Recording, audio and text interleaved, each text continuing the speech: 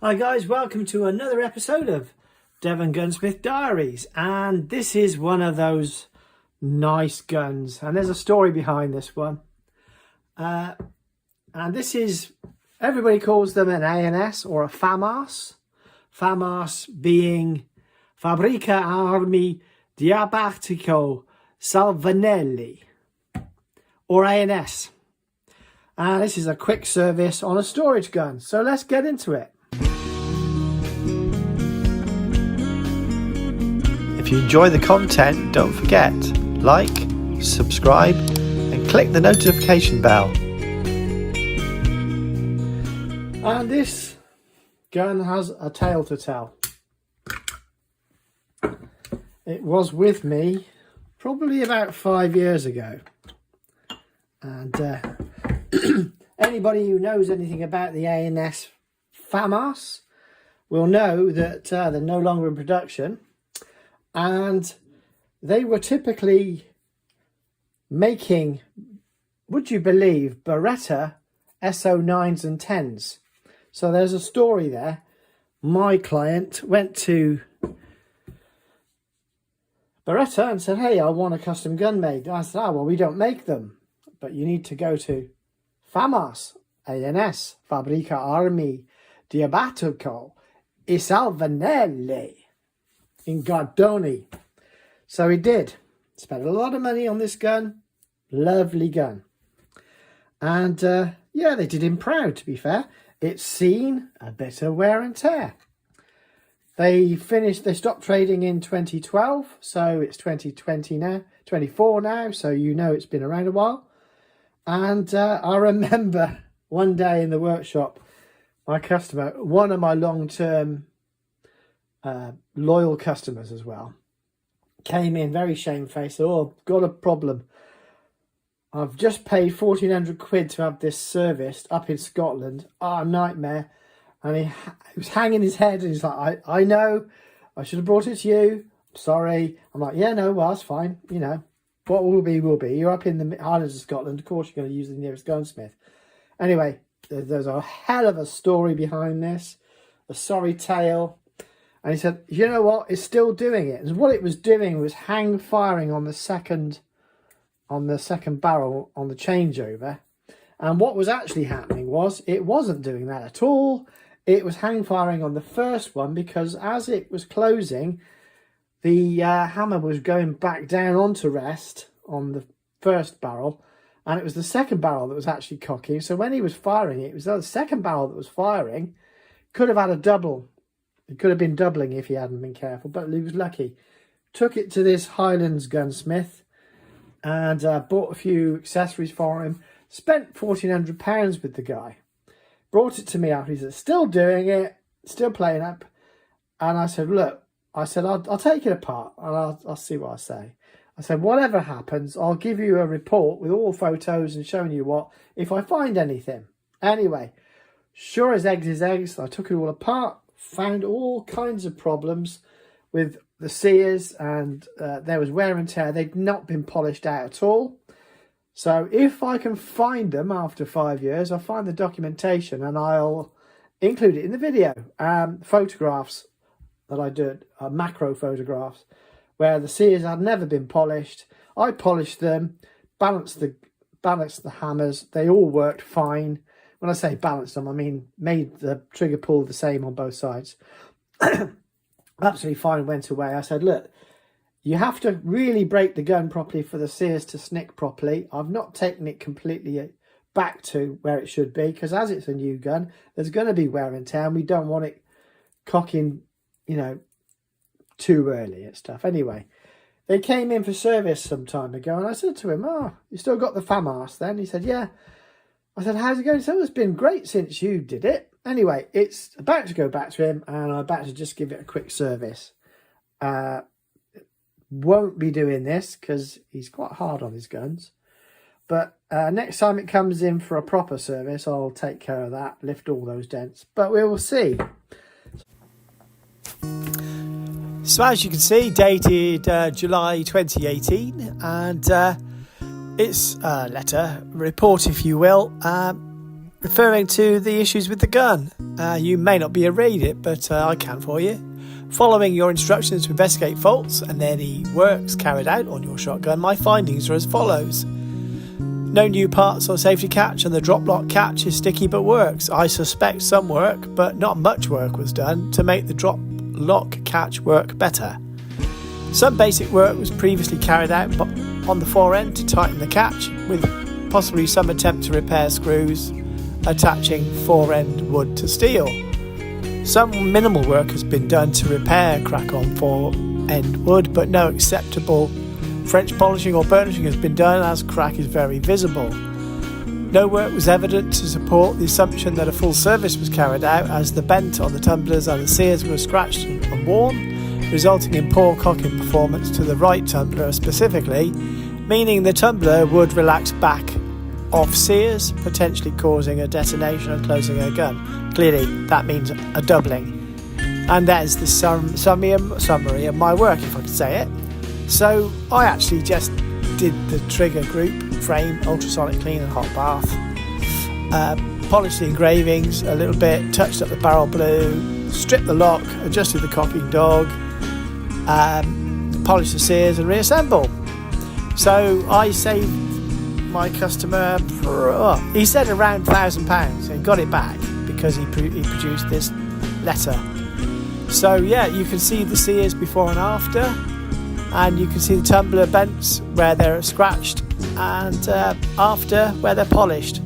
There was some sort of dwell scratching, but it didn't seem to affect the gun, so I left it. But generally polished up the bents as well, and made a couple of little minute locking screws for the fore end catch, and did an invisible repair on the stock, on the fore end stock, which you can see, stock, fore end, you know what I mean. So there you go, guys.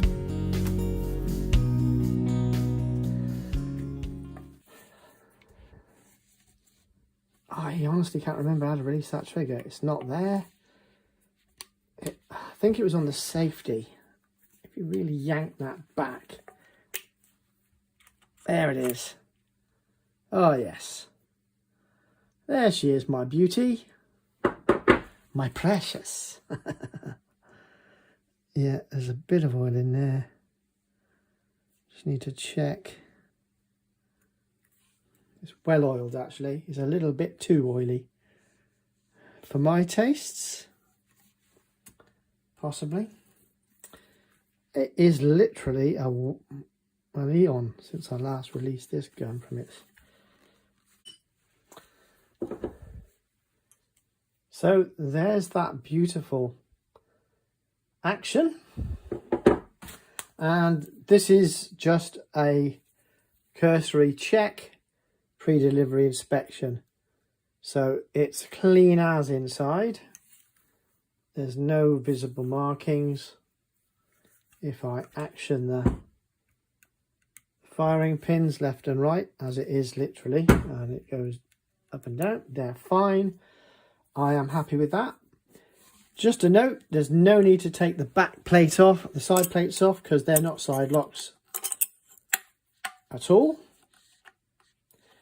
Just have to pop them back in again. Ooh. On camera, fingers and thumbs. Right, there you go. So that is purely decorative, unfortunately. Would have been lovely if it was a full side lock, wouldn't it? But you wouldn't get that lovely trigger group then.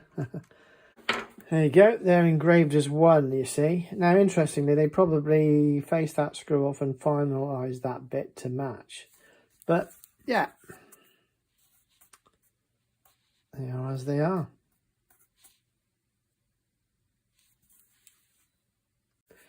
Word of the wise, when you tighten them up, always run your thumb over them. Because if they appear loose, or there seems to be any physical there, it needs a full extra turn. Quite often it pays to leave them and then do them again. But that's slightly off there, isn't it? Yeah, just checking that it was slightly off. Look, there's better now. And likewise with that side. The clue is that they're generally straight, if you look, or slightly on a dipped angle, but they're generally straight. Look how much better that looks now with the engraving. That's common with most side locks and or engraved side plates. But the inspection really comes to an end now. The story will continue. There's no need for me to do anything on this. It's absolutely fine. Apart from popping it back in. If I can remember to pop it in properly. Pull back and tap it and release. And it's in. I like that system. I remember working on that action with some enjoyment. You have to be careful though. It doesn't want to be loose. It will lock in fully. It's nice and tight now. Anyway. But I will check everything on this. Just for a quick safety check. There's some wear there but no rust. When I'm doing a PDI or pre-delivery inspection, I'm checking there's no corrosion from its storage time with me, because that's my liability. Everything's good. So, just revisiting the job. Yeah, the little locking screws I made are still there. And we'll check this in a minute to make sure the sears are locking and releasing. It's got a couple of those in. It's not part of my brief as the storage. I could wipe some of this down, but it is covered by the fore end and generally just signs of wear and tear, which should come in as a full service and get rectified. So, as you see in my little off camera, there you go. As you saw, right, so cooking, difficult to do with the camera because it's only a small cottage. Yeah, okay, let's see. I've got to maneuver around here.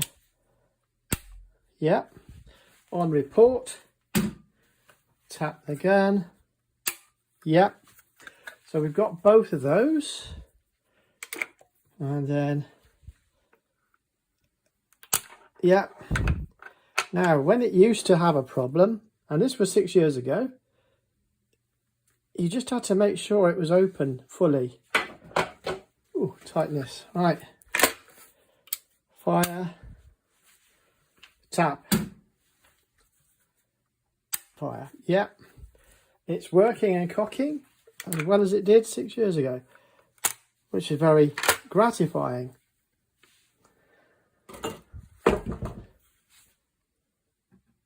So there we have it. I know this is just a short one and it's just a little revisit for me because it was nice to see the gun back with me and a bit of a delight, to be honest, and to show you mainly how beautiful this little action is. And you know, remember, trying to do this, there you go, just how easy that dropout action is. Of course, I don't need to really do much to strip it down because it's all on there, and that's the beauty of it. And I think that was what they were thinking of. Shame they're not around anymore. I guess they couldn't make them guns of the quality. Of course, difficult talking and doing. I'm not a woman, you see, can't multitask. That's what my wife says. So, there we go, guys. Hope you enjoyed it. Till next time, see you again.